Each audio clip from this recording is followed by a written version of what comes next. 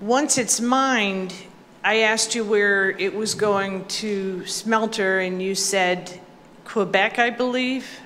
So it's leaving the country at that point.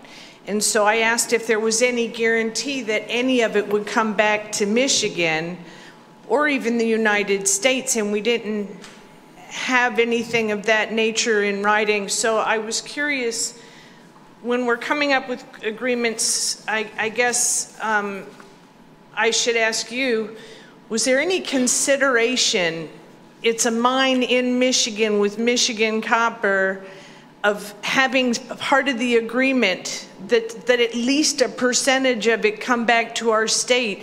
Because both of you in your presentation said you're going to need this for the battery plants and the things that you're trying to do here, yet there's nothing in the agreement from what I was able to gather that it will come back to our state.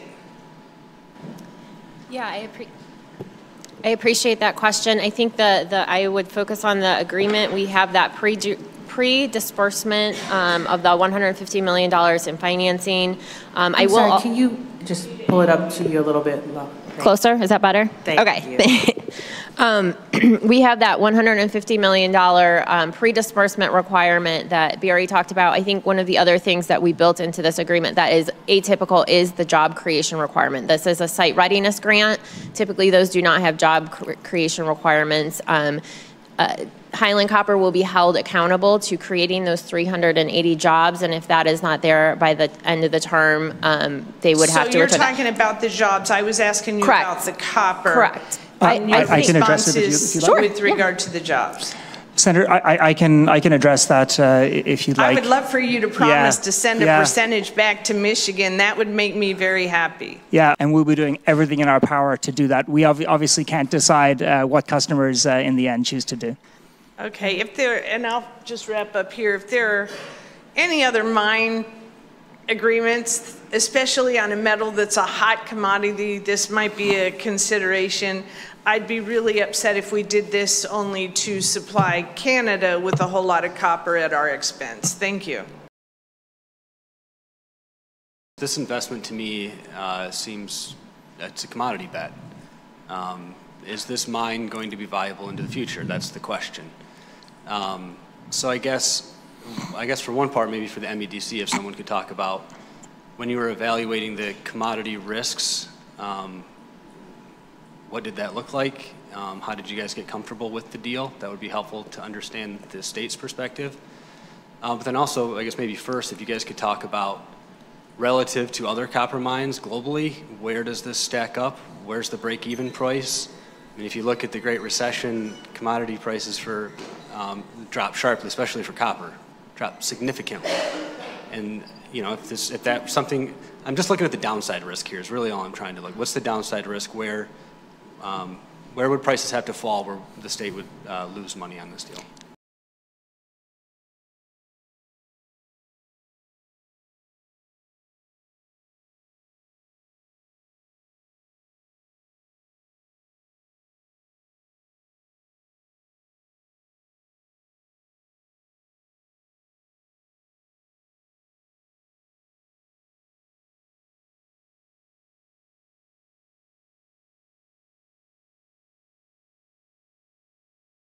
I'm having a hard time understanding why this $50 million from the state is critical. Why is it that with $3.5 billion worth of value and your expectation that that number is actually going to go up and up and up in the future, why is it critical that the taxpayers of the state of Michigan put $50 million into juice that deal up? And thank you all for joining today. In reading through the documentation that was provided, and first of all, I really appreciate the level of detail, but one of the things that the Michigan Strategic Fund was required to consider, and my previous colleague alluded to this, is whether the financial assistance is needed to secure the project in Michigan. And it details in writing this project would not happen in Michigan if it does not have financial assistance from the state. So I guess my question back is, given that it is a natural resource that is located in the state of Michigan, where would the project be located if not in Michigan? And is there the potential that should the state not fund the project, that another company, potentially with more private capital, would take over the project without state funding? You know, obviously that ore can't be moved. I go back to that point that it has not been touched for decades, so it requires incentives to come in.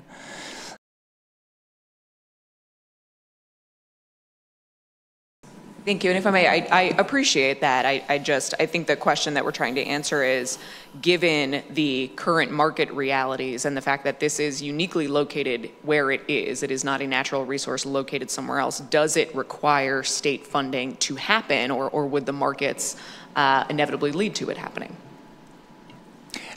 I don't think we know the answer to that question. Maybe we should just invest $1 million instead of 50, just say, yeah, we like you. No, so I'll ask a different question instead and ask you, similar to the previous presenter, we should try to stop confusing average and median wages, and maybe even in your bullet there, the one you have there actually compares the two things. It's not appropriate. Would be nice to see that.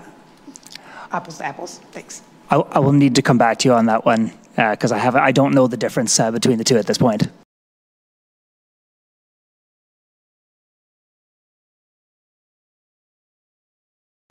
You know, it's mentioned we have a 2.75% severance tax in the state of Michigan.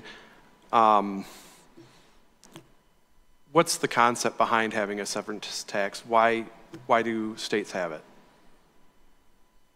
Oh gosh, this is far out of my expertise. The severance tax is levied in lieu of other taxes that would otherwise be the company would be subject to.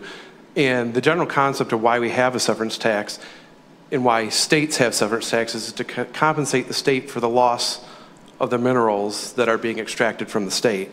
So, you know, there's some comparisons. The ore is going to go to Quebec for refining, right? Well, Quebec also has specific mining taxes of 16%. If we're looking at other places in Canada, you have it 13% in British Columbia, 10% in Ontario. The top producer of copper in the world, of which quarter of the copper comes from, is Chile.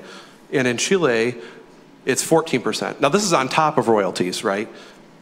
In Peru, the second largest copper producer, there's 3 different specific mining taxes at 12, 8, and 13%. Michigan, again, 2.75% sales or severance tax. And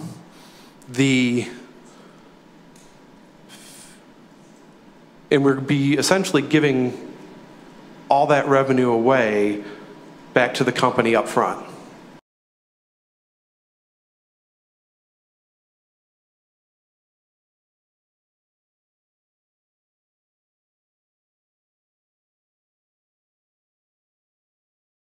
So when every other state, country engages in mineral extraction, they are the ones who get compensated for it.